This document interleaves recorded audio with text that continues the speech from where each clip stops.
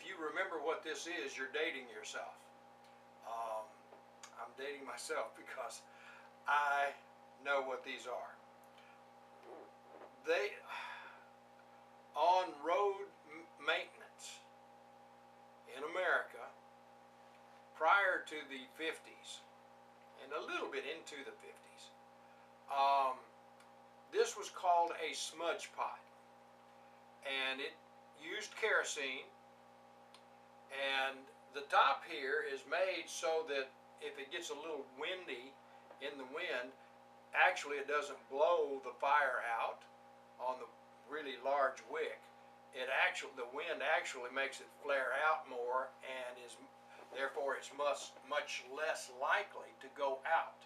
And you got to remember, this was the days before batteries and blinking lights to warn motorists that there was a pothole in the road, or they were repairing a bridge and one lane is closed, and they may have a sawhorse on the edge of the road and a sawhorse in the middle, and they put a smudge pot by both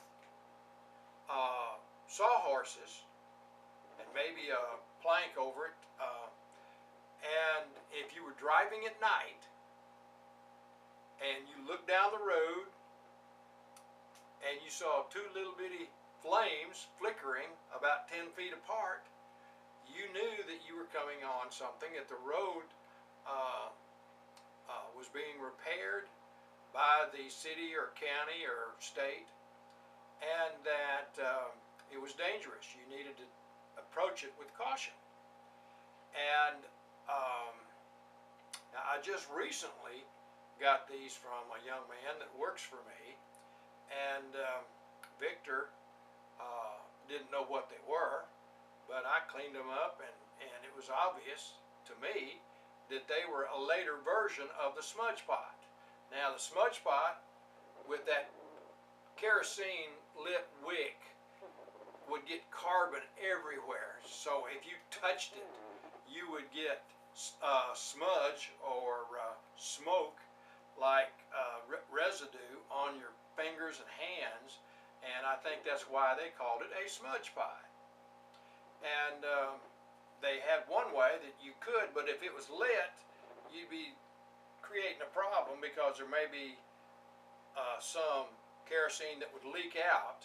So usually I don't think you would grab it by this handle other than just to keep the smudge off your hands when you were maybe moving it to another location, like maybe they were in this location for 2 days and they wanted to go to another location and move the smudge pot. If the smudge pot wasn't doing its job, naturally they'd blow the wick out.